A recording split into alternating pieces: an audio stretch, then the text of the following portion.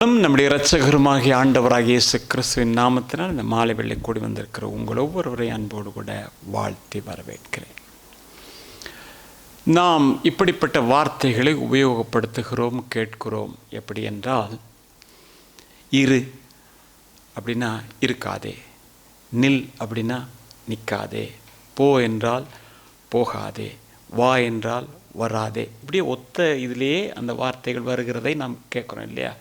கீழ்ப்படி, செய், செய்யாதே, இப்படி எல்லா வார்த்தைகள் இருக்குது. அதுபோல் ஒரு வார்த்தை இந்த நாளிலே வைத்து உங்களோடு கூட சில காரியங்களை பகிர்ந்து கொள்ள கர்த்தர் உதவி செய்வார் என்று விசுவாசிக்கிறேன். நாம் வழக்கமாக பார்க்கிறோம், இயேசுவை குறித்தும் இயேசுடைய அன்பை குறித்தும் இயேசு செய்கிற அற்புதங்களை குறித்தும் நாம் பார்க்கிறோம். இன்றைக்கு வேதத்தில் இருந்து சில காரியங்கள் நாம் கற்றுக்கொள்ள கர்த்தர் நமக்கு உதவி செய்வாராக. என்னுடைய செய்திக்கு நான் எடுத்த அந்த ஒரு வார்த்தை என்ன என்றால் மௌனம். எனவே மௌனம், மௌனம் என்று சொன்னால் அமைதி. அமைதி எங்கே குடிகொண்டிருக்கிறதோ அந்த இடத்திலே பொறுமை இருக்கிறது. பொறுமை இருக்கிற இடத்திலே சமாதானம் இருக்கிறது. இந்த அமைதி இல்லாத இடத்துல நீங்கள் சமாதானத்தை தேடவே முடியாது. பொறுமை இல்லாத ஒரு மனிதனிடத்திலே சமாதானத்தை நீங்கள் தேட முடியாது. ஆனால் இந்த மௌனமாக இருக்க கற்றுக்கொண்ட ஒருவனுடைய வாழ்க்கையிலே சமாதானம் குடிகொண்டிருக்கும். அவன் பொறுமை நிறைந்தவனாய் காணப்படுவான். அருமையான கர்த்தருடைய பிள்ளை, அன்பான தேவ ஜனமே, இந்த மௌனத்தை குறித்து கொஞ்சம் காரியங்களை தேடி பார்ப்போம் என்று சொல்லி இணையதளத்திலே தேடி பார்த்த போது அங்கே டாக்டர்மார் சொல்லுகிற ஒரு காரியம் என்னவென்று சொன்னால், எந்த ஒரு மனிதன் ஒரு நாளைக்கு குறைந்தபட்சம் 1 மணித்தியாலம் அல்லது 2 மணித்தியாலமாவது அமைதியாக கொஞ்சம் இருப்பானே ஆனால் அவனுக்கு மன அழுத்தம் என்கிறது வராது என்று சொல்லுகிறார்கள். அமைதியை ஒரு மனிதன் நாட வேண்டும், அமைதியை ஒரு மனிதன் தேட வேண்டும். அந்த அமைதி எப்படிப்பட்டதாக இருக்கும் என்று சொன்னால், விவரிக்கக்கூடிய வகையிலே நான் சொல்லுவேனே ஆனால், ஒரு ஏரி இருக்கு, அல்லது போனால் ஒரு தண்ணீர் நிறைந்த தடாகம் இருக்கிறது, ஒரு நதி இருக்கிறது என்று சொன்னால், காலை வேளை நீங்கள் எப்பயும் பார்த்துருக்கீங்கிறது இல்லை, சூரியனுடைய பொற்கதிர்கள் அதன் மேல் படும்போது அது ஒரு அமைதியாக இருக்கும். அந்த அமைதியாக இருக்கிறது என்ன செய்யும் என்று சொன்னால், நம்முடைய உள்ளத்தை கவர்ந்து உள்ளத்திலே ஒரு சமாதானத்தை கொடுக்கும். உண்மை என்னவென்றால், எந்த ஒரு மனிதன் மௌனமாக சமாதானமாக அமைதியாக இருக்கிறானோ அவன் மூலமாக மற்ற மனிதனும் அமைதியை பெறுவான். ஏற்றுக்கொள்றீங்களா? ஒரு மனுஷன் எனக்குள்ள அமைதியா இல்லைன்னு சொன்னா என் குடும்பத்தில் யாருமே அமைதியா இருக்க மாட்டாங்க. எனக்குள்ள உண்மையான அமைதி இருக்கும் என்று சொன்னால், சமாதானம் இருக்கும் என்று சொன்னால், என் குடும்பத்திலும் அது குடிகொண்டிருக்கும். அருமையான கர்த்தருடைய பிள்ளை, அன்பான தேவஜனமே, அப்ப இந்த மௌனம் எங்கெல்லாம் தேவை அப்படின்னு நாங்கள் பார்க்க போறோம். ஒரு எழுத்தாளன் எழுதுகிறான் எப்படி என்று சொன்னா, இந்த அமைதி இல்லாதவன் பாடுவான் எப்படி தெரியுமா? எங்கே நிம்மதி, எங்கே நிம்மதி, அங்கே எனக்கு ஒரு இடம் வேண்டும். அங்கே எப்படி இருக்கணும்? மனிதன் யாரும் இல்லாத இடத்துல வேணும். இவனுக்கு புதகுள்ளதான் தேடணும். புதகுள்ளதான் அவனுக்கு எங்க தேடணும்? அமைதியை தேடணும். ஆனா அமைதியை தேடுகிறதுக்கு இந்த அமைதி என் வாழ்விலே எப்பொழுது எப்படி இல்லாமல் போனது என்பதை அலசி ஆராய்ந்து அதற்கு உண்டான சரியான காரியங்களை ஒருவன் நேர்த்தியாக செய்வானே ஆனால் அவன் அமைதியிலே வெற்றி கொள்வான். அவன் வாழ்க்கையில சமாதானம் வந்துடும், சந்தோஷம் வந்துடும், நிறைவான காரியங்கள் நடக்கும். எனக்கு அருமையான கர்த்தருடைய பிள்ளை, அதை விட்டுட்டு இந்த உலகத்திலிருந்து அந்த உலகம் போய் அந்த உலகத்திலிருந்து அந்த உலகமா எந்த உலகத்தில் போனாலும் நிம்மதி இருக்காது, நிம்மதியே இருக்காது. அதை விட்டுட்டு சும்மா இல்லை. நம்முடைய வாழ்க்கையில் இந்த சமாதானம் குலைந்து போகிறதுக்கு ஏதுவான சிலருக்கு பாருங்க, சமாதானம் என்ன, ஏதோ ஒரு அற்பங்காரினா சமாதானம் எல்லாம் போயிடும். சிலருக்கு அடுத்தவங்க ஏதாவது உடுத்திருந்தாலும் சமாதானம் எல்லாம் போயிடும். அவங்க ஏன் கொண்டையில் பூ வச்சிருக்காங்க? அவங்க வச்சுட்டு போட்டுமே. நீங்க ரொம்ப பேருக்கு அப்படிதான், அடுத்தவங்க என்ன செய்யறாங்கன்னு பார்த்தே சமாதானம் இல்லாமல் போகுது. எனக்கு என்னுடைய காரியம் என்ன என்று நிர்ணயிக்கத்தக்கதான ஒரு மனிதனாக வாழுகிறவன் கூடுதலான சமாதானத்தை இழக்க முடியாது. இன்றைக்கு நம்முடைய குடும்பமாக இருக்கலாம், பிள்ளைகளுடைய வாழ்க்கையாக இருக்கலாம், சகோதரர்களாக இருக்கலாம், வேலை செய்கிற இடமா இருக்கலாம், சக மனிதர்களோடு பழகும் போதாக இருக்கலாம், சமாதானம் குலைந்து போகக்கூடாது என்று சொல்லி விரும்புகிற ஒரு மனிதனுடைய வாழ்க்கையில் எப்படி செயல்பட வேண்டும் என்று சொன்னால், நான் ஆரம்ப நாட்களில் வேலை செய்யும் போது பியாங்கிலிருந்து வந்த ஒரு சகோதரர் என்னிட்ட சொன்னார். எப்படி தெரியுமா? அண்ணே, அப்போ 30 வருஷமா இல்லை, அண்ணே எப்படின்னு சொன்னால், நான் குடும்பத்தில் ஏதாவது ஒரு பிரச்சனை அங்கே தொடங்கிருச்சு, புகைய ஆரம்பிச்சுன்னு சொன்னால் உடனே நினைச்சுவேன், ஜெக்கெட்டை மாட்டுவேன்னே நேராக ரயில்வே ஸ்டேஷன் போயிடுவேன். ரயில்வே ஸ்டேஷனில் போயிட்டு ஒரு 2 மணித்தியாலம் 1.5 மணித்தியாலம் இருந்துட்டு வீட்டுக்கு வருவேன். வீட்டுக்கு வந்து எல்லாம் கப் சிப்புன்னு இருக்கும். ஜெக்கெட்டை கழட்டி போடுவேன், பேசாமல் படுத்துடுவேன். அடுத்த நாள் எல்லாம் நார்மலுக்கு வந்துடுனார். சமாதானத்தை தேடுகிறான், அமைதியை தேடுகிறான், மௌனத்தை தேடுகிறான். நம்முடைய வாழ்க்கையிலும் அந்த மாதிரி ஒரு காரியங்களை கடைப்பிடிக்கிறதுக்கு கர்த்தர் நமக்கு உதவி செய்வாராக. இன்னைக்கு ஒரு குடும்பத்தில் பாருங்கள், சமாதானம் இல்லாமல் போகிறது, சகோதரர் மத்தியில் சமாதானம், அல்லது போனால் ஏதோ ஒரு இடத்துல சமாதானம் இல்லாமல் போகிற நண்பர் மத்தியில்னா, ஒன்று சொன்னால் 2 சொல்கிறது. புருஷன் 1 சொன்னால் 2 சொல்கிறது, 2 சொன்னால் அவர் 3 சொல்வார், 3 சொன்னால் 4 சொல்லி என்ன கடைசியில் ஏதோ ஒரு விதமாக எங்கேயோ போயிட்டு சமாதானம் இல்லாமல் போயிடும். எனவே கர்த்தருடைய பிள்ளைகள் எப்படின்னா, இந்த சமாதானத்துக்கு என்ன செய்ய வேண்டும் என்கிறதை இந்த நாளிலே வேதத்திலிருந்து சில பகுதிகளை நாம் பார்க்கலாம். ஏசாயா தீர்க்க தரிசன புத்தகத்தில் 53ஆம் அதிகாரத்தில் 7ஆம் வசனத்தில் கர்த்தராகிய இயேசு கிறிஸ்துவை குறித்து சொல்லப்படுகிறது. அவர் நெருக்கப்பட்டும் ஒடுக்கப்பட்டும் இருந்தார். அவர் நெருக்கப்பட்டும் ஒடுக்கப்பட்டும் இருந்தார். ஆனாலும் தம்முடைய வாயை அவர் திறக்கவில்லை. ஆனாலும் அவர் தன்னுடைய வாயை திறக்கவில்லை. அடிக்கப்படும்படி கொண்டு போகப்படுகிற ஒரு ஆட்டுக்குட்டியை போலவும், தன்னை மயிர் கத்தரிக்கிறவனுக்கு முன்பாக சத்தமிடாதிருக்கிற ஆட்டை போலவும் அவர் தம்முடைய வாயை திறவாதிருந்தார். எப்படி மௌனமா இருக்கிறாரு? ஆட்டுக்குட்டி வெட்ட கொண்டு போகிற நேரம், அல்லது போனால் மயிர் கத்தரிக்கிறதுக்கு கொண்டு போகிற நேரம் சத்தமிடாமல் இருக்கிறது போல் அவர் இருந்தாராம்.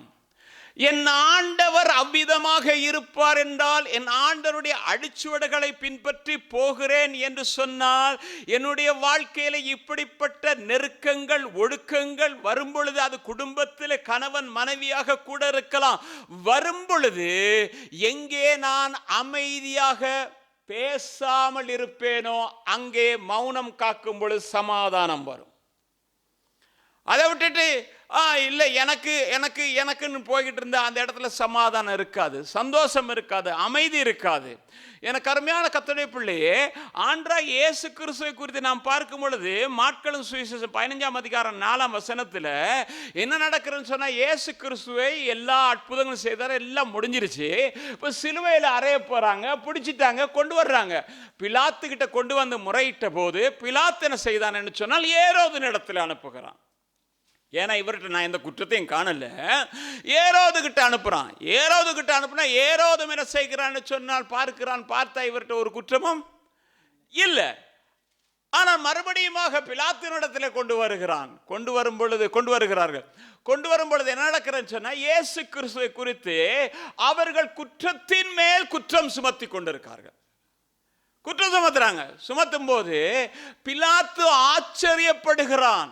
இவ்வளவு குற்றம் சுமத்துகிறார்களே, நீ ஒன்றும் சொல்லுகிறது இல்லையோ என்கிறான். எனக்கு அருமையான கர்த்தருடைய பிள்ளையே, இந்த நிலையிலே நான் இருப்பேனே, ஆனால் நான் எப்படி மௌனம் காப்பேன் என்று ஒரு கேள்வி ஒன்று கேட்போமானால் நம்முடைய வாழ்க்கையில ஒரு மாற்றத்தை கொண்டு வர முடியும். வானத்தை பூமி உண்டாக்கின கர்த்தர், எத்தனையோ அற்புதங்களை செய்தவர், எத்தனையோ காரியத்தை செய்யத்தக்கதான வல்லமை உள்ளவர், பிலாத்து முன்னதாக நிற்கிறார். அடிகள் வாங்கி சரீரம் கிழிக்கப்பட்டு வஸ்திரம் எடுக்கப்பட்டு அங்க நிற்கிறார். நிற்கும் போது ஒரு கேள்வி கேட்கிறான். வாசிக்கலாம், மாட்களும் சுவிசேஷத்தில் 15ஆம் அதிகாரம் 4ஆம் வசனம். அப்பொழுது பிலாத்து மறுபடியும் அவரை நோக்கி, இதோ இவர்கள் உன்மேல் எத்தனையோ குற்றங்களை சாட்டுகிறார்களே, அதற்கு நீ உத்தரவு ஒன்றும் சொல்லுகிறது இல்லையா என்று கேட்டார். அதற்கு நீ உத்தரவு ஒன்று, உன் மேல குற்றம் சொல்றாங்க, குறைஞ்சபட்சம் இவர்கள் என்ன செய்தார்கள் என்ற குற்றத்தையாவது சொல்லப்பா. ஆனால் அவரோ பேசாமல் இருந்தார். எவ்வளவோ குற்றம் சுமத்துறாங்க, எப்படி எல்லாமோ சொல்றாங்க, இதை சொன்னார் அதை சொன்னார் இப்ப. ஆனா பொறாமை நிமித்தம் இவர்கள் சொல்லுகிறார்கள் என்று பிலாத்து அறிந்திருந்தாலும் கூட கேட்கிறான், நீ ஒன்றும் சொல்லுகிறது இல்லையா? அந்த மௌனம் தான் இன்றைக்கு அவரை நாம் தொழுது கொள்கிறதுக்கு முதலாவது காரியமா இருக்கிறது. அன்னைக்கு அவர் என்னால முடியும், இத்தனை தூதர்கள் வருவாங்க அப்படின்லாம் சொல்லியிருந்தாருனாக்கும், இல்லாட்டி போனா வேற ஏதாவது செய்திருந்தாலும் இன்றைக்கு அவரை நாம் தொழுது கொள்ள முடியாது. இன்றைக்கு உங்கள் வாழ்க்கையில் என் வாழ்க்கையில் இருக்கிற இந்த அமைதி அல்லது போனால் மௌனம் என்கிறது என்ன செய்யணும், அநேகரை வியக்க வைக்கும் என்று சொல்லுகிறேன். அந்த சிஸ்டர் அவங்க பேசின பேச்சு கேட்டேன் பாருங்க, ஆனால் ஒரு மாற்றம் முகத்தில் கூட இல்லைங்க, அப்படியே இருந்தாங்க. சாட்சி எப்படி இருக்கும்? அந்த பிரதரை ஏசும்போது ஒரு வார்த்தை கூட சொல்லலை, முகம் அப்படியே பார்த்துட்டு இருந்தார். ஆச்சரியம் வருதா? மௌனம் காத்தோன்னு மேன்மை வருதா? தேவ பிள்ளைகளாகி நமக்கு மௌனமாக இருக்க கற்றுக்கொள்ளணும். செய்தியினுடைய 2 பகுதி என்னென்னா, மௌனமாக இரு, மௌனமாக இருக்காதே.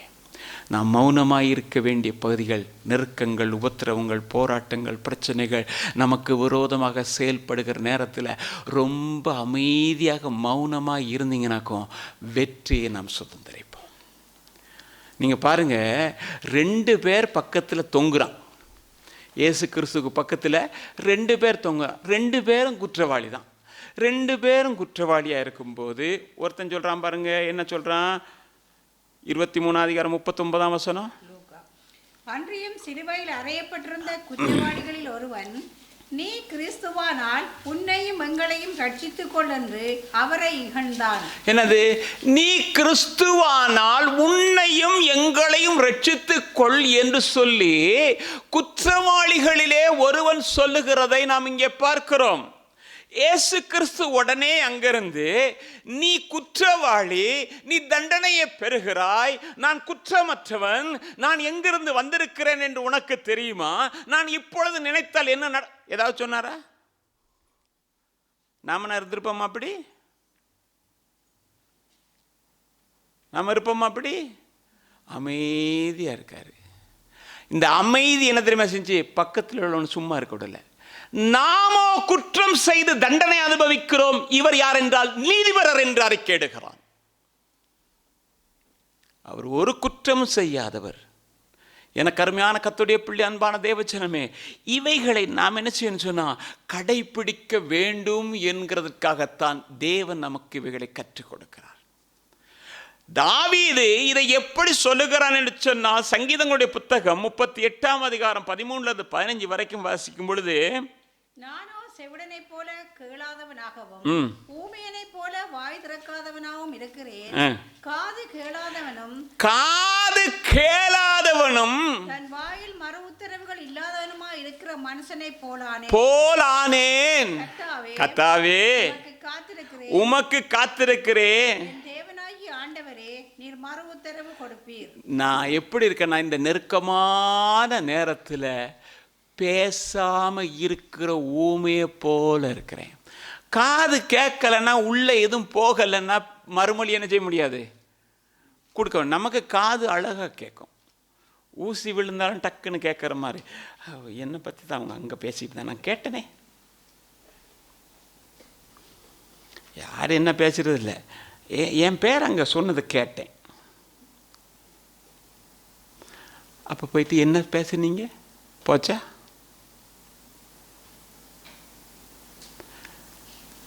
காது கேட்காம, மகாத்மா காந்தி கூட சொன்னார், அவர் வித்தியாசமாக சொன்னார், கேட்காத பார்க்காத பேசாதனார். வேதம் அழகாக சொல்லுது, காது கேளாதவனை போல இருந்தால் வாயிலிருந்து வார்த்தை வராது. அதுக்காக செய்தி நேரத்தில் காது கேட்காமல் இருக்கக்கூடாது. செய்தி நேரத்தில் நல்லா கேட்கணும். தேவையில்லாத நேரத்தில், வேலை செய்கிற இடத்துல கூட நம்மளை பற்றி யாரோ ஒருத்தன் பேசிட்டு போகிறான், காது கொடுத்து கேட்டால் நம்ம சமாதானம் இல்லாமல் போயிடும், அமைதி இல்லாமல் போயிடும். பேசாமல் போயிடணும், கேட்கக்கூடாது. கேட்டுட்டு திருப்பி போய் என்ன பேசுனீங்க, அதெல்லாம் தேவையில்லை.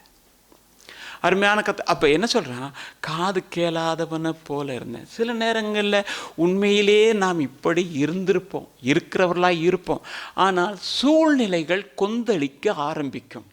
கொந்தளிக்க ஆரம்பிக்கும் போது தான் நம்முடைய விசுவாசம் கூட தளர்ச்சி அடைய ஆரம்பிக்கும். ஏன்னா, கர்த்தாவே நீர் வருவீர், நன்மை செய்வீர், எல்லாமே நினச்சிக்கிட்டு இருக்கிற நம்முடைய வாழ்க்கையில் சூழ்நிலைகள் சில நேரங்களில் விசுவாசத்தை கூட தளர பண்ணிவிடும். நீங்கள் வேதத்தில் வாசித்து பார்ப்பீங்கன்னு தெரியும்.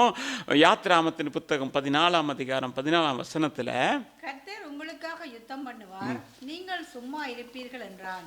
மோசேஸ் சொல்கிறான், நீங்கள் அமைதியாக இருங்க, மௌனமாக இருங்க. ஏன் தெரியுமா, கர்த்தர் எல்லா காரியம் செய்வார். யாருக்கு அப்படின்னா, இந்த இஸ்ரவேல் ஜனங்கள் எகிப்திலிருந்து வரும்பொழுது கர்த்தர் அவர்களை சும்மா கூட்டு வரல, ஓங்கிய புயத்தினாலும் பலத்த கரத்தினாலும் அற்புதங்கள் மேல் அற்புதங்களை செய்து அடையாளங்களை செய்து அவர்கள் கண்கள் காணத்தக்கதாக எகிப்து தேசத்தில் ஒரு பெரிய கூக்குரலே இருந்தது. அதன் மத்தியிலே அங்கிருந்து அவர்களை விடுதலை செய்து கொண்டு வந்தார். இப்பொழுது செங்கடல் பக்கத்தில் வந்தவுடனே என்ன நடக்குது அப்படின்னு சொன்னா, முன்னால கடல் கொந்தளிக்குது, இங்கிட்டு பார்த்தா என்ன நடக்குதுன்னு சொன்னால் இராணுவம் பின்னால வந்த உடனே விசுவாசம் இல்லாமல் போயிட்டு, ஐயோ இவ்வளவு அற்புதங்களை செய்த கர்த்தரை மறுதலிக்கத்தக்கதான மனிதர்களாக மாறினார்கள் என்று சொல்லி இலகுவாக நாம் சொல்லலாம். நாம் லேசாக சொல்லிடுறோம். நானாக இருந்தால் நான் என்ன செய்ய மாட்டேன், அந்த நேரத்தில் கர்த்தரை மறுதலிக்க மாட்டேன், ஏன்னா அவ்வளோ அற்புதம் செய்தார் அப்படின்னு நம்ம என்ன செய்யலாம், நமக்குள்ளே இந்த நேரம் ஒரு காரியத்தை பேசிக்கலாம். அந்த நேரம் இல்லை, இப்போ இருக்கிற நேரம் என்ன செய்யலாம், பேசலாம். கடந்த வெள்ளிக்கிழமை ஒரு சம்பவம் நடந்தது. ஏன்னா விசுவாசம் எல்லாத்துக்கும் எப்படி இருந்தாலும் சில தளர்ச்சிகள் வருகிறது உண்டு. அப்போ போன வெள்ளிக்கிழமை நான் குளித்துக்கிட்டு இருக்கும்போது ஒரு காரியம் அது யோசித்து பார்த்து எனக்கு கொஞ்சம் ஒரு இதாக இருந்தது. இருக்கும்போது ஆண்டவர் எனக்கு ஒரு பழைய சம்பவத்தை ஞாபகப்படுத்தினார். அதாவது நான் இங்கே வந்த புதுசில் நான் சிப்னனில் இருக்கும் பொழுது வேலை செய்ய ஆரம்பித்தால் அந்த அவங்க எல்லாம் நல்லவங்க தான், கடைசியில் சரியான அன்பு எல்லாமே நல்லது தான். ஆரம்ப நாட்கள் என்றனால பாசம் தெரியாது, ஒன்றும் தெரியாது. அவங்ககிட்ட போயிட்டு வேலைக்கு போனால் வேலை கடுமையான வேலையாக இருக்கும். போனால் பகலைக்கு 2 மணிக்கு வேலை பண்ணால் 2 மணிக்கு வரவே இல்லை, 2:30 மணி 3 மணி ஆயிரும். இப்படி வேலைகள் நடக்கிற ஒரு நாட்கள். அந்த நாட்களில் நான் ஆண்டவரையும் ஏற்கனவே ஞானஸ்நானம் எடுத்திருந்தால் அது பிரயோஜனம் இல்லாத ஞானஸ்நானமாக தான் இருந்தது. அப்போ கர்த்தரோடு இருக்கும்போது இந்த நேரத்தில் என்ன வேலை கூட இருக்கும் பொழுது நான் என்ன செய்தேன், ஒரு நாள் ஞாயிற்றுக்கிழமை பகல் வேலை செஞ்சால் 2 மணிக்கு போனோம், 3:30 மணி ஆச்சு, 3:45 ஆச்சு. சரி அப்படின்னு சொல்லிட்டு நான் வீட்டுக்கு போகிறேன். போயிட்டு வந்தால் 5:30 மணிக்கு மறுபடியும் சாப்பாட்டுக்கு வரணும். அப்போ சாப்பாட்டுக்கு வர்றதுக்கு நான் வந்தால் எல்லாரும் வேலை செய்கிறாங்க. வேலை செய்யும்போது நான் போயிட்டு எப்படி சாப்பிட முடியும்? எனவே நானும் சேர்ந்து என்ன செஞ்சேன், வந்துட்டேனே அப்படின்னு வேலை செஞ்சுட்டு ஒரு 7 மணி இருக்கும். 7 மணி போல் ஒரு சின்ன ஒரு பிரேக் எடுப்போம் அப்படி சொல்லிட்டு ஒரு பிளேன் டியூன் எடுத்துக்கிட்டு நான் வெளியில் போயிட்டு ஒரு சிகரெட்டை பற்றிட்டு அப்படி இருந்தேன். நான் தான் சொல்லிட்டேன், ஆண்டவரை அப்போ ஆண்டவருக்குள்ளே இல்லை. பத்துனோன்னு வந்து ஒரு சத்தம் போட்டான், நீ அவ்வளவு கரண்டி கத்தியெல்லாம் வச்சுட்டு போனால் நான் எல்லாத்தையும் கழுவுனேன், இப்படியான்னு சத்தம் போடுறான். நான் சரின்னு கேட்டுக்கிட்டே இருந்துட்டு அங்கே எனக்கு தெரிஞ்ச ஒருத்தர் அவர் சொன்னால் கொஞ்சம் பொறுமையாக இரு அப்படின்னு. சரி அப்படின்ட்டு இருக்கும்போது தான் நான் போயிட்டு ஆண்டவரை ஏற்றுக்கொண்டேன். மறுபடியுமாக என்னுடைய உள்ளத்துக்குள்ளே சொந்த ரட்சகராக சரியாக ஏற்றுக்கொண்டதுக்கு பிறகு எனக்கு காலில் ஒரு ஆணிக்கூடு ஒன்று இருந்தது. அந்த ஆணிக்கூடு இருந்தது. அப்போ நான் என்ன செய்யணும்னு சொன்னால், அந்த நாட்களில் ஆண்டவரை ஏற்றுக்கிட்டே எங்கே போய் என்ன செய்கிறது, அதுக்கு முதல்னா எங்கேயும் ஃப்ரெண்ட்ஸ் கூட போயிட்டு என்ன வேணாலும் செய்யலாம், இப்போ எங்கேயும் போயிடாது, அப்போ ரூமில் தானே இருக்கணும் அப்படின்றதுக்காக நான் என்ன செய்யணும், ஜெபம் பண்ணுவோம் அப்படின்னு உபவாசம் இருப்போம் அந்த கிழமை அப்படின்னு சொல்லிட்டு ஜெபம் பண்ணேன். எதுக்கு, ஊழியத்துக்கு ஆண்டவரை இடும், வல்லமை அப்பாவையும் வரங்கள் செய்யணும், இதெல்லாம் ஒன்றுமே இல்லை. நான் சும்மா ஸ்தோத்திரம் பண்ணி ஆண்டவரை மயப்படுத்துவோம் அப்படின்னு பாட்டெல்லாம் போட்டு ஜெபிச்சுக்கிட்டே இருக்கிறேன். ஜெபிச்சுட்டு இருக்கும்போது இதுக்கு முதல்ல என்னென்னா டாக்டரை போயிட்டு பார்க்குறேன். டாக்டரை பார்த்தோன்னா அந்த காலில் இருக்கிற ஆணி அவர் சொன்னார், இது ஆப்ரேஷன் செய்யணும், கொஞ்சம் பெருசு தான் அப்படின்னாரு. சரி, எனக்கு ஒரு சரியான சந்தோஷம் என்னென்னா, நான் சவுதியில் இருக்கும்போது காலில் இருந்த ஒரு ஆணியை நான் என்ன செஞ்சேன், ஆப்ரேஷன் பண்ணும்போது அங்கே கேட்டாங்க, குறைந்தபட்சம் நீ 6 மாதமாவது என்ன செய்யணும், இந்த சதை மூட வரைக்கும் நீ இருக்கணும், நீ என்ன செய்ய லெட்டர் ஒன்று கொண்டாரு. லெட்டரை கொடுத்து நான் செஞ்சேன். அப்போ நான் நினச்சேன், இங்கேயும் இதே மாதிரி தான் என்ன செய்யணும், கொஞ்ச நாள் இருந்தால் இவங்ககிட்ட இருக்கிற நிம்மதியோடு நம்ம இருக்கலாம், இந்த ரெஸ்டாரண்ட் போகாமல் கொஞ்சம் நிம்மதியாக இருக்கலாம் அப்படின்ட்டு நான் என்ன இந்த உபவாசம் இருக்கனால, ஆண்டவரே இந்த ஆணியை எடும்னு ஒன்றுமே பேசலை. நான் எதுக்குமே ஜெபம், சும்மா சோத்திரம் பண்ணி ஜெபம் பண்ணிட்டு பேசாமல் இருக்கிறேன். ஆனால் உபவாசம் முடிந்ததுக்கு பிறகு நான் என்ன நினைக்கிறேன், நான் போயிட்டு ஆப்ரேஷனும் செய்யணும்னு நினைக்கிறேன். காலில் பார்த்தா ஆணியும் காணும், அந்த இருந்த இடத்தையும் காணும். நான் ஒரு வார்த்தை கூட ஆண்டவர்கிட்ட சொல்லலை, ஆண்டவரை இதை எடுங்கன்னு சொல்லலை. என் அனுமதி இல்லாமலே அதை எடுத்து போட்டார். அதே வேளையில் நான் யோசித்து பார்த்தேன், என்னுடைய கழுத்தையும் என்னுடைய இடுப்பையும் மட்டுமல்ல, எத்தனையோ அற்புதங்களை அதிசயங்களை செய்தார் என்று சொல்லி அந்த நேரம் நினைச்சிட்டு ஆண்டவர் சொன்னேன், ஆண்டவரே நீர் இதையும் எனக்கு செய்வீர் என்று நினைத்து ஆண்டவர் ஸ்தோத்திரம் பண்ணேன். எனக்கு அருமையான கர்த்தருடைய பிள்ளையே, அற்புதங்களின் தேவன், அதிசயங்களின் தேவன் இன்றைக்கும் இருக்கிறார் என்பதை நினைத்துக் கொள்ளுங்கள். சூழ்நிலைகள், போராட்டங்கள், பிரச்சனைகள் வருகிற நேரத்தில் நம்முடைய விசுவாசமானது தளர்ச்சி பெற்று இல்லாமல் போகிற நேரத்தில் கர்த்தர் செய்தவைகளை நினைத்து மௌனமாய் இருப்போம் என்றால் தேவன் அதைவிட மேலானவைகளை செய்வார். அதுதான் தாவீது சொல்றார் சங்கீதம் 39:2 சொல்றான், நான் மௌனமாகி ஊமையாய் இருந்தேன், நலமானதை பேச இல்லை, அமர்ந்திருந்தேன், ஆனாலும் என் துக்கம் என்ன செய்தது? அதிகரித்தது. துக்கம் அதிகரிச்சுட்டு தான் போங்க. நீங்க என்ன பிரச்சனை, நீங்க அந்த துக்கம் அதிகரித்து கொண்டு தான் போகணும். அதுக்காக ஆண்டவரை தூஷிக்கிறதோ, ஆண்டவரை சந்தேகப்படுகிறதோ, ஆண்டவரை விட்டு போகிறதோ அல்ல. நான் செய்ய வேண்டிய ஒரு காரியம் என்ன என்று சொல்லி தாவீது அங்கே ஒரு காரியத்தை நினைவுபடுத்துகிறான். 3ஆம் வசனத்தில் என்ன தெரியுமா சொல்லுகிறான்? என் இருதயம் எப்படி இருக்க வேண்டும் என்று சொன்னா தியானிக்க ஆரம்பிக்க. வாசிங்க. நான் தியானிக்கையில் அக்கினி மூண்டது, அப்பொழுது என் நாவினால் விண்ணப்பம் செய்தேன். என்னதான்? ஆண்டவரை தூசிக்கல, அவன் தியானிக்க ஆரம்பிக்கிறான். கர்த்தர் செய்த நன்மைகளை நினைக்க ஆரம்பிக்கிறான். இருதயம் அனல் கொள்ள அனல் கொள்ள அனல் கொள்ள தேவனுக்குள்ள அப்படியே வளர வளர வளர வளர நினைச்சான். அனல் கொண்டு என்ன செய்கிறான்? தன் விண்ணப்பத்தை ஆண்டவரிடத்தில் சொல்லுகிறான். தேவ பிள்ளையே, நீ அமர்ந்திருந்து தேவனை நோக்கி பார்த்தால் கர்த்தர் அற்புதம் செய்யும் போது சங்கீதம் 46:10 வசனம் சொல்லுது, நீங்கள் அமர்ந்திருந்து நானே தேவன் என்று அறிந்து கொள்ளுங்கள், ஜாதிகளுக்குள்ளே உயர்ந்திருப்பேன், பூமியிலே உயர்ந்திருப்பேன் என்று ஆண்டவர் சொல்லுகிறாரு. உன் வாழ்க்கையில, உன் பிள்ளை வாழ்க்கையில, குடும்பத்தில் எந்த இடமா இருந்தாலும் சரி, நீ அமைதியாய் இருந்து உன் பிரச்சனை நேரத்தில், போராட்டத்தின் நேரத்தில் கர்த்தரை தியானிக்க ஆரம்பிச்சு உன் இருதயம் அனல் கொள்ள ஆரம்பிச்சு நீ நல்லா ஜெபம் பண்ணி அந்தரங்கத்தில் இருக்கிற பிதாவை நோக்கி கூப்பிடும் பொழுது அவர் வெளியரங்கமாய் பதில் கொடுக்கும் பொழுது நானே தேவன் என்று அறிந்து கொள்ளுங்கள் என்று உனக்கு சொல்லுவார். போயிட்டு அதுக்கு என்ன செய்யணும்? தேவ சமூகத்தில் அப்படியே உட்காரணும். உட்கார்ந்து அப்படியே ஆண்டவர் சொன்னோம், ஆண்டவரே எனக்கு அன்னைக்கு இந்த அற்புதம் செய்தீங்க, இப்படி அற்புதம் செய்தீங்க, இதை செய்தீங்க, அதை செய்தீங்க, வேதத்தில் இப்படி ஒரு அற்புதம் செய்தீங்க, அந்த நபருக்கு இப்படி இப்படியெல்லாம் யோசித்து யோசித்து யோசித்து உங்களுக்குள்ளே பலன் கொள்ள உங்க விசுவாசம் வளர வளர ஆரம்பிக்கும் போது நீங்கள் சொல்வது எதுவோ அது நிறைவேறும். அது நிறைவேறும். எனக்கு அருமையான கர்த்தருடைய சகோதரன் சொன்ன மாதிரி தான். கேட்டு பாருங்க, வீட்டில் டெய்லி நான் ஜெபம் பண்ணுவேன், டெய்லி ஜெபம் பண்ணுவேன். டாக்டர் சொன்னார் ஆப்ரேஷன் தான் பண்ணணும்னு. ஆப்ரேஷன் பண்ண தேவையில்லை, என் ஆண்டவர் இன்றைக்கு உயிரோடு இருக்கிறார். தண்ணி வச்சிருக்கிறேன், டெய்லி ஒவ்வொரு ரூமுக்காக போயிட்டு இயேசுவின் ரத்தத்தை தெளிச்சு ஜெபம் பண்ணிட்டு கொஞ்சம் தலையில் வைப்பேன் போயிடுவேன். ஏனென்றால் இயேசுவின் ரத்தம் என்னை பாதுகாக்கும் என்கிற விசுவாசம் தான், என்னை பலப்படுத்தும் என்கிற விசுவாசம் தான். அவைகள் நரம்பு நாடி நாளங்களுக்குள்ளே ஊடுருவி பாய்ந்து எனக்கு ஒரு புதிய பலத்தை தரும் என்கிறதை நான் விசுவாசிக்கிறேன். இன்னைக்கு சூழ்நிலைகள் மாறும் பொழுது அதைரியப்பட்டு போகாத, பலகீனப்பட்டு போகாத. உன் வாழ்க்கையில கர்த்தர் அற்புதம் செய்யலன்னு சொல்ல முடியாது. உனக்கு ஏகப்பட்ட அற்புதங்களை கர்த்தர் செய்திருக்கிறார். அவைகளை நினைவு கூர்ந்து இல்ல இந்த உள்ள என்ன செய்யணும்? அனல் கொள்ள ஆரம்பிக்கணும். அதுக்கு பிறகு நீ என்ன செய்யணும்? கர்த்தரை துதிச்சு விண்ணப்பம் பண்ண ஆரம்பிச்சா பரலோகத்தின் தேவன் அங்கிருந்து தூது அனுப்பிக்கிட்டே இருப்பாரு. உன் விண்ணப்பம் கேட்கப்பட்டது, உன் கண்ணீரை கண்டே, இதோ அற்புதத்தை செய்கிறேன். எனக்கு அருமையான கர்த்தருடைய பிள்ளை, அன்பான தேவச்சனமே, ஆனால் சில காரியத்துக்கு ஜெபம் பண்ணி முடித்த உடனே அங்கிட்டு இங்கிட்டெல்லாம் அந்த அங்கலாய்க்கு மனதை விடக்கூடாது.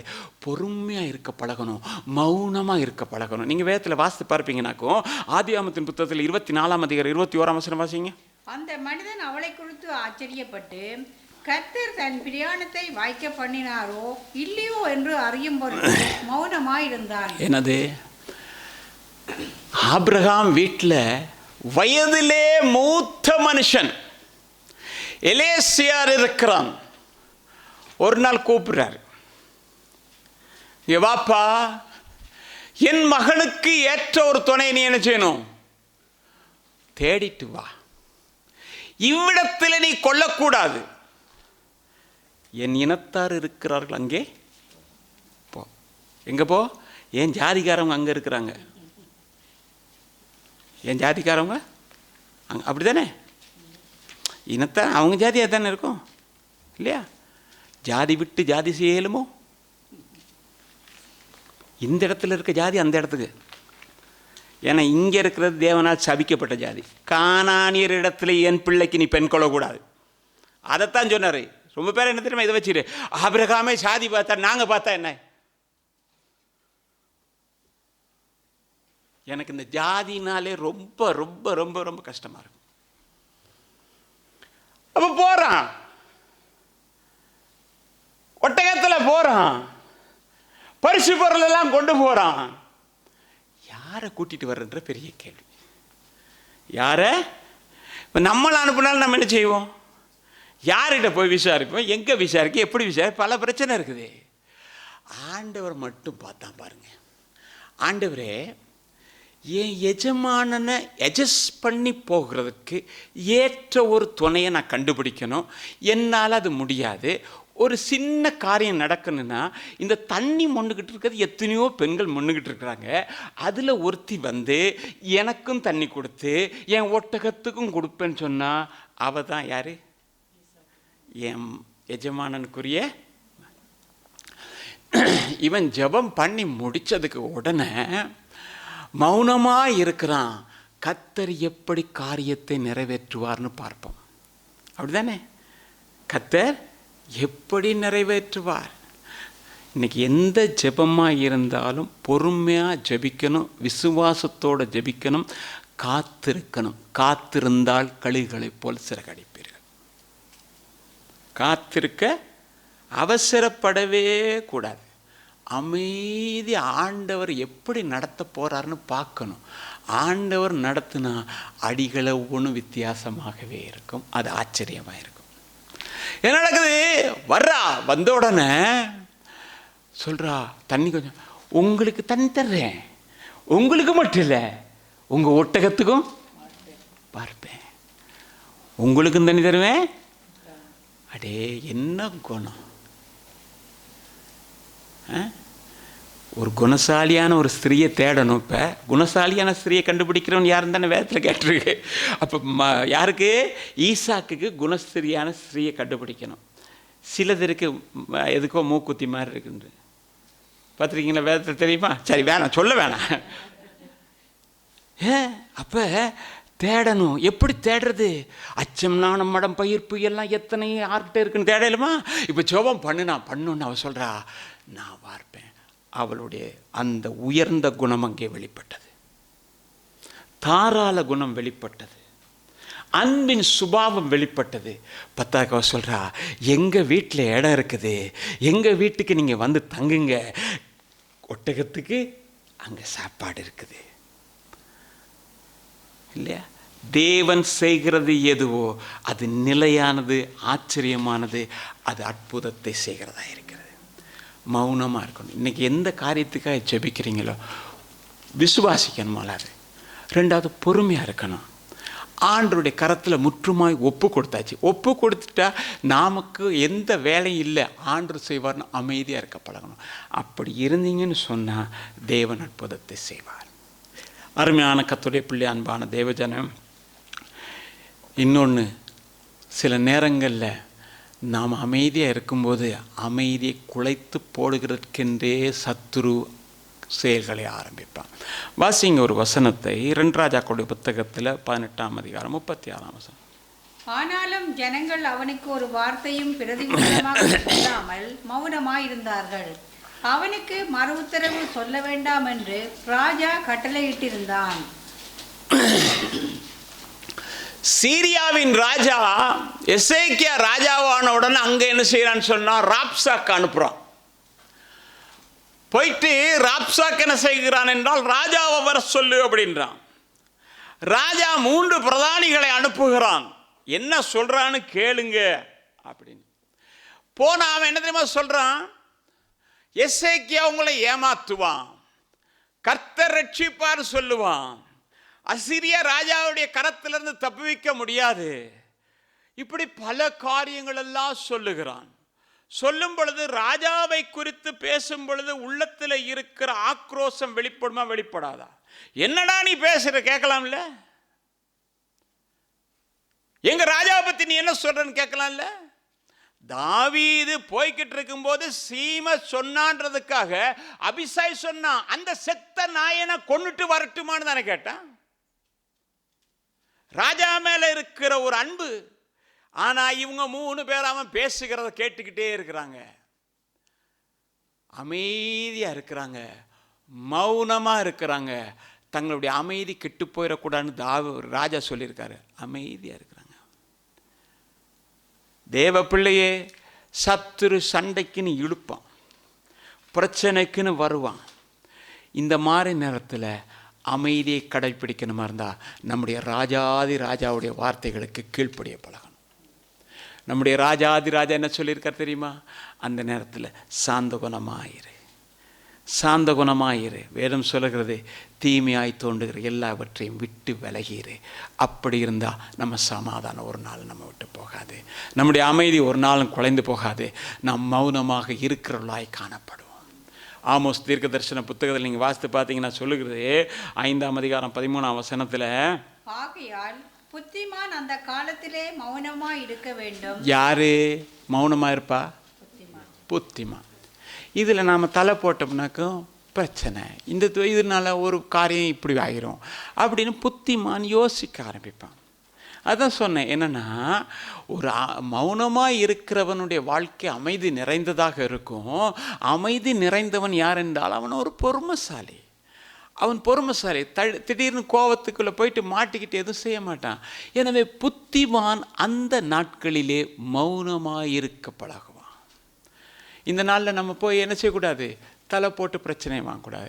எனவே நாம் மௌனமாக எல்லா நிலைகளிலும் இருக்க வேண்டும் என்று வேதம் வலியுறுத்துகிறது.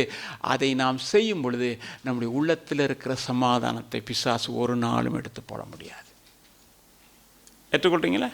அது ஒரு நாள் நாம் எப்பயும் நம்மளை நிதானிக்க ஆரம்பிச்சுட்டு நம்ம விட்டு விலகி தேவையில்லாத தலை போட மாட்டேன், தேவையில்லாத போக மாட்டேன், அங்கே போக மாட்டேங்க, நம்ம ஆண்டரை பார்க்குறோம் இருக்கிறோம் அப்படின்னு இருக்கிற எந்த மனுஷன் வாழ்க்கையிலும் சமாதானம் ஒரு நாள் இல்லாமல் போகாது. இயேசு அவ்வளோ பெரிய நேரத்துலையும் சொன்னார், நான் சமாதானமாக தான் இருக்கேன். ஏன்னா அவர் அமைதியானவர். மௌனமாக இருக்க வேண்டிய இடத்துல மௌனமாக இருந்தார், பேச வேண்டிய இடத்துல பேசினார். எனக்கு அருமையான கர்த்தருடைய பிள்ளையே, அப்போ இப்போ மௌனமாக இருக்கிறத பார்த்தோம். வேதம் சொல்லுகிறது நீ மௌனமாக இருக்கக்கூடாது என்றும் சொல்லுகிறது. மௌனமாக இரு. இப்போ இவ்வளோ நேரம் பார்த்தீங்க வேதம் தானே சொல்லி மௌனமாக இருன்னு. இப்போ அதே வேதம் சொல்லுது மௌனமாக இருக்காதுன்னு சொல்லுது. அப்போ எதை கடைப்பிடிக்கிறது அப்படின்னா ரெண்டையும் கடைப்பிடிக்கணும். மௌனமாக எதில் நாம் இருக்கக்கூடாதுன்றதுக்காக வாசிங்க 1 சாமுவேல் புத்தகத்தில் 21ஆம் அதிகாரம் 8ஆம் வசனம்.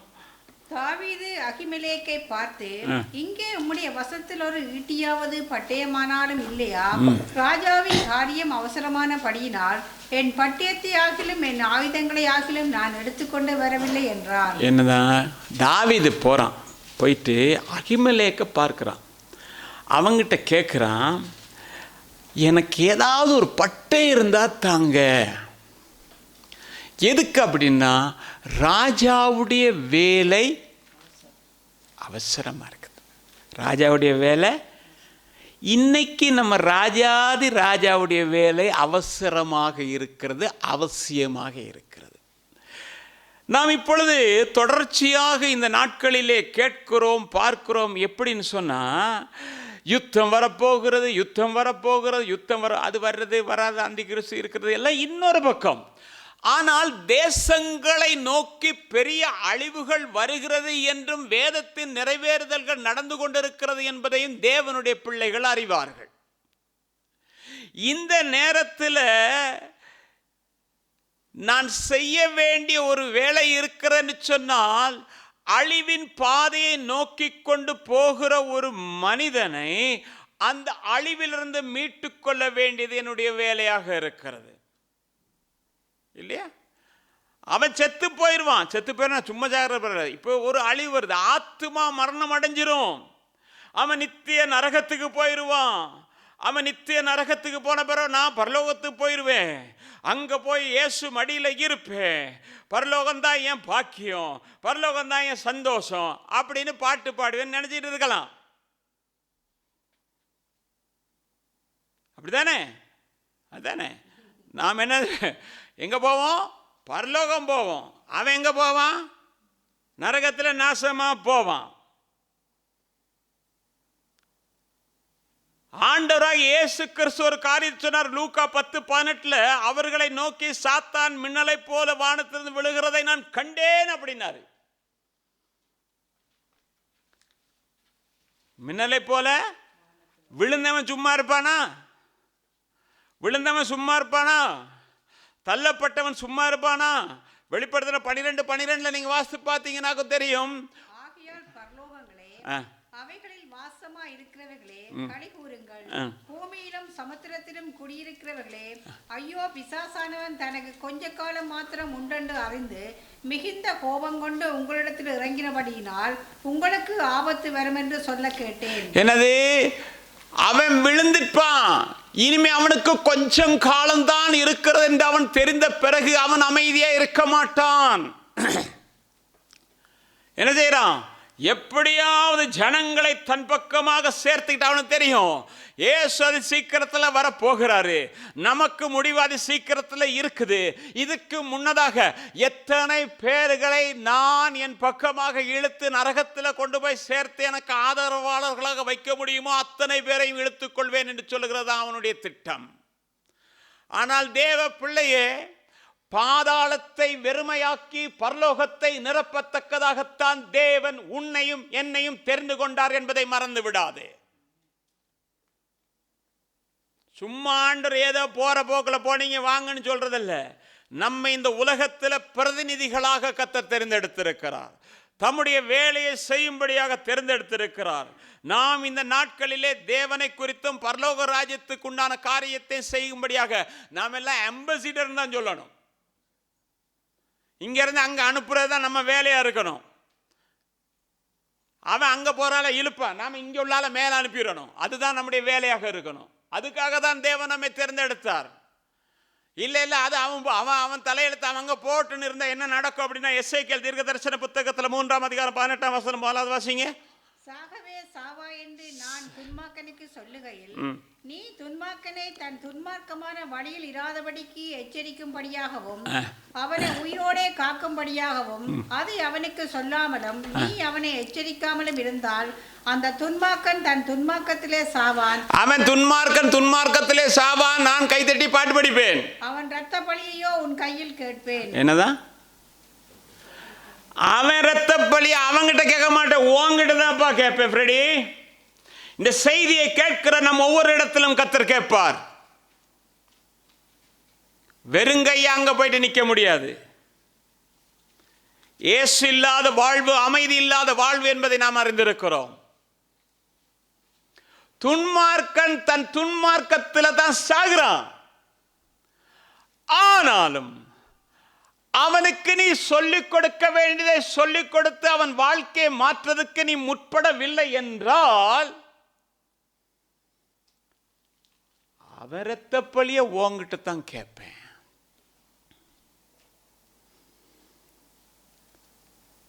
சில வேளை நம்ம சொல்லிட்டு கேட்கலன்னாலும் நாம் அவங்களுக்காக ஜெபிச்சுட்டு போகிறது தான் நம்ம வேலையாக இருக்கணும். நம்மகிட்ட கர்த்தர் கேட்பாரு, நம்மகிட்ட கேட்பாரு. அவனை கண்டி நீ அவனு சொன்னியான்னு கேட்பாரு. நாம் சொன்னமோ சொல்லலையோ அவன் சொல்லுவான் இவன் எனக்கு சொல்லலைன்னுமா. அன்னைக்கு இவனுக்கு நிறைய சந்தர்ப்பம் இருந்துச்சு, அப்போ என்ன செய்யலை, எனக்கு ஒரு வார்த்தை கூட சொல்லலை. சொல்லியிருந்தா நான் என்ன செஞ்சுருக்க மாட்டேன்.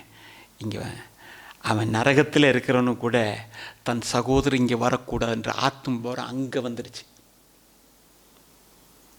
அப்படியா இருந்தால் இந்த நாட்களில் நமக்கு எவ்வளவு ஆத்தும பாரம் வேணும் தெரியுமா? ஆத்துமாக்களுக்கு கண்ணீரோடு ஜெபிக்கிறவர்களாக இருக்கணும். ரெண்டாவது, அப்போ துன்மார்க்கம் போயிட்டான். இப்போ நீதிமான் இரத்த பழியும் கத்தனை மட்டும் கேட்பார். நீதிமானுடைய இரத்த பழியும் கேட்பார். வாசிங்க 20ஆம் வசனத்தை.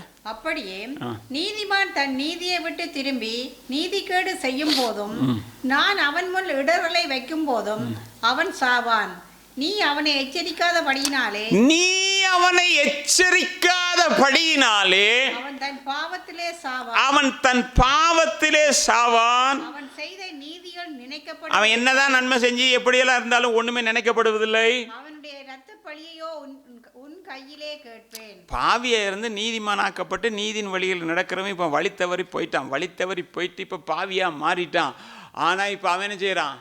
சாக போகிற நேரத்தில் இருக்கும்போது நீ அவனை எச்சரிச்சிருக்கணும். அப்படி தானே? அது யார்? மனம் திரும்பி ஞான ஸ்நானம் பெற்று ரட்சிக்கப்பட்டு பரிசுத்தாவின் அபிஷேகம் பெற்று சபை கூடுதலிருந்து ஒன்றும் இல்லாமல் இப்போ தெரு அலையுது இல்லையா? அதை கண்டா உடனே சொல்லணும். இதுதான் கடைசி எச்சரிப்பு. அது யார்கிட்ட கேட்பார்? நம்மகிட்ட தான் கேட்பார். எல்லாத்தையும் நம்மகிட்ட தான் கேட்பார். தெரிஞ்சிருந்தால் நாமளே வந்திருக்கக்கூடாது இல்லையா? கேட்பார். அவன் சொல்லுவான், நான் ரட்சிக்கப்பட்டேன், ஞான ஸ்நானம் பெற்றேன், அபிஷேகம் பெற்றேன், ஆனால் பிசாசு ஏதேன் தோட்டத்தில் மாதிரி என்னை வஞ்சிச்சு. வஞ்சித்ததுக்கு பிறகு இவன் என்னை கண்டு சொல்லலை. அவன் இரத்தப்பழியை கேட்பார். துன்மார்க்கனுடைய இரத்தப்பழியும் கத்திர கேட்பார், நீதிமானுடைய இரத்தப்பழியும் கத்திர கேட்பார்.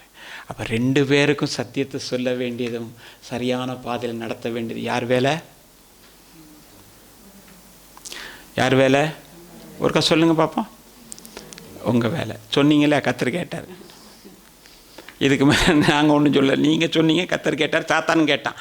ஏதோ இப்போ இன்னொரு காரியம் என்னென்னா பாருங்கள், 2 ராஜாக்களுடைய புத்தகம் 7ஆம் அதிகாரம் 8ஆம் வசனத்தை வாசிக்கும் பொழுது, அந்த குஷ்டரோகிகள் பாளையத்தின் முன்னணியில் மட்டும் வந்தபோது ஒரு கூடாரத்துக்குள் பிரவேசித்து புசித்து குடித்து அதிலிருந்து வெள்ளியையும் பொன்னையும் வஸ்திரங்களையும் எடுத்துக்கொண்டு போய் ஒளித்து வைத்து திரும்பி வந்து வேறொரு கூடாரத்துக்குள் பிரவேசித்து அதிலிருந்தும் அப்படியே எடுத்துக்கொண்டு போய் ஒளித்து வைத்து 9ஆம் வசனத்தை வாசிங்க. பின்பு அவர்கள் ஒருவர் நோக்கி, நாம் செய்கிறதை நியாயம் அல்ல, இந்நாள் நற்செய்தி அறிவிக்கும் இந்நாள் நற்செய்தி அறிவிக்கிற நாள்.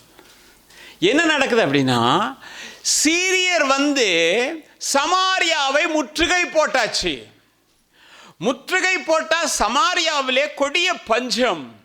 இந்த கொடிய பஞ்சம் எப்படி இருக்கிறதுன்னு சொன்னால், பிள்ளையை வெட்டி சாப்பிடுகிற அளவுக்கு இருக்கிறது. ராஜா அலங்கத்தின் மேல் நடந்து கொண்டிருக்கும் பொழுது 2 பேர் ஓடுறாங்க. ஒருத்தி சொல்றா, என்னை ரட்சிங்கன்னு. எதுல இருந்தமா ரட்சிக்கிறதுன்னு கேட்டா, அவ கதையை சொல்றா. நேத்திவ சொன்னா, ஓம் பிள்ளையத்தா, நாங்க வெட்டி சாப்பிடுவோம், நாளைக்கு ஏன் பிள்ளைய தர்றேன்னு சொல்லி இப்ப தரமாட்டேன்ட்டான். கேட்கவே ராஜாவுக்கு பெரிய பிரச்சனையா இருந்தது. அப்படிப்பட்ட பஞ்சமான நேரத்தில் ஒரு 4 குஷ்டரோகிகள் என்ன செய்யறாங்கன்னு சொன்னா, அவர்கள் அங்க இருக்கிறாங்க. அந்த 4 குஷ்டரோகிகள் பார்க்கிறாங்க, இங்க இருந்தா நமக்கு சாப்பாட்டுக்கு ஒண்ணுமே இல்லை, இங்க இருந்தா என்ன செய்வோம்? செத்து போயிடுவோம். அப்படித்தானே இருக்கு வேதத்தில். நாங்க இங்க இருந்தாலும் செத்து போயிடுவோம், போவோம் சீரியருடைய பாளையத்துக்கு போவோம். இன்னொன்று நினைச்சு வச்சுக்கொள்ளுங்க, குஷ்டரோகி என்கிறவன் ஒதுக்கப்பட்டவனாக புறக்கணிக்கப்பட்டவனாக பாளையத்துக்கு வெளியிலே இருக்கணும். இதுதான் பிரமாணம். ராஜாவாகிய உசியா கூட என்ன செய்தான்னு சொன்னால், பாளையத்துக்கு புறம்பே தான் இருந்தார். என்ன ராஜாவா இருக்கலாம், வேத பிரமாணமும் சட்டமா தான். இப்ப இவங்க 4 பேரும் சொல்றான், போவோம். அங்க போனா அங்க ஒருத்தருமே இல்லை. பார்த்தாங்க, நல்லா சாப்பிட்டு குடிச்சிட்டு பார்த்தா வெள்ளியும் பொண்ணும் வஸ்திரங்கள் எல்லாம் இருக்குது. எடுத்துட்டு கொண்டு போய் ஒரு இடத்துல ஒளிய வச்சான். நாம சுகமான இதெல்லாம் நம்ம அனுபவிக்கலாம்னு சொல்லி நினைச்சிட்டு 4 பேர் பேசிட்டான்.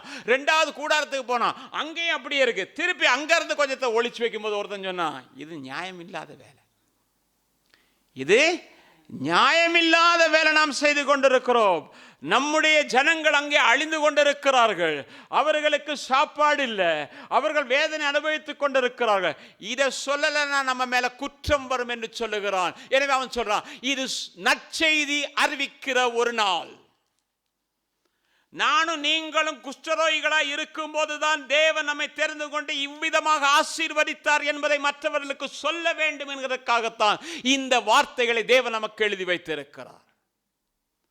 நான் மட்டும், என் பிள்ளை மட்டும் வேத வசனத்தை மட்டும் பிடிச்சு நானும் என் வீட்டாருமோ என்றால் கத்தரே செய்வோம். நாங்கள் மலை மேல இருக்க பட்டணம், நீ மலை மேல பட்ட மலை ஒரு நாளைக்கு இல்லாம போயிடும்.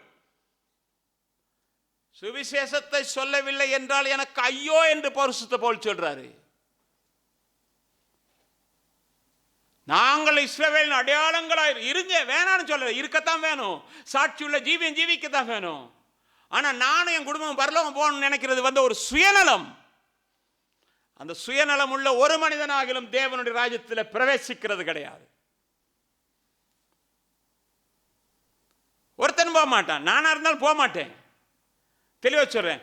மற்றவன் இடரல் அடைகிறதுக்கு ஏதுவான காரியத்தை செய்தால் என்ன, இடரல் அடைகிறவனை அந்த இடரிலிருந்து மீட்டுக் கொள்ளவில்லை என்றால் என்ன, ரெண்டும் சமந்தான். ஆத்துமாக்களை ஆதாயப்படுத்த வேண்டியது நம்மேல் விழுந்த கடமை. சரி, வேகமாக போவோம். அப்போ பாருங்கள், நீங்கள் என்ன சொல்லுங்க பார்த்தீங்கன்னாக்கோ, நமக்கு எல்லாம் நல்லா இருந்தால் ஆத்துமா ஆதாயப்படுத்தலாம் இல்லையா? அப்படி தானே? நீங்கள் பார்த்தீங்கன்னா தெரியும், ரோமர் எழுதின நிருபத்தில் ஒரு காரியம் சொல்லுது. எப்படின்னா 6:23, பாவத்தின் சம்பளம் மரணம். பாவத்தின் சம்பளம் மரணம். நித்திய ஜீவனை பெறணுமா இருந்தால் இந்த சம்பளத்திலிருந்து அவன் என்ன செய்யணும், வெளியில் எடுக்கணும். நீங்கள் ஒரு வசனத்தை வாசிப்பீங்கன்னா தெரியும், சீரியாவின் தண்டுகள் போயிட்டு இஸ்ரவேலில் என்ன செஞ்சிட்டாங்கன்னு சொன்னால் பிடிச்சிட்டு வர்றாங்க. பிடிச்சிட்டு வரும்பொழுது அதில் ஒரு சின்ன புள்ள வந்துருச்சு. வீட்டுக்கு வந்து என்னது, துணி துவைக்கிற வேலை, சட்டி பாத்திரம் கழுவுற வேலை தான் அவளுக்கு. பேர் கூட இல்லை, சிறு பிள்ளை கொண்டாந்தாச்சு. கொண்டாந்தா இவ துணி துவைக்கிற நேரம் எப்படியோ நாகமானுடைய சட்டையில் இருக்கிற ரத்தத்தை பார்த்துட்டா. என்னை பிடிச்சிட்டு வந்து இவ்வளோ அடிமையாக வச்சிருக்க இல்லையா, கர்த்தர் உனக்கு செய்தது தான் இது. நம்ம அப்படி தானே சொல்லி ஜெபம் பண்ணி, ஆண்டவரே உம்முடைய நாமம் இன்னும் மகிமைப்படட்டும், எங்கள் ஜனத்துக்கு செய்த அநியாயம் அக்கிரமம். ஆனால் அந்த பிள்ளை சொன்னி, அம்மா அம்மா இங்கே வாங்கம்மா, ஐயாவுக்கு இப்படி ஒன்று இருக்கிறத பார்த்தேன்,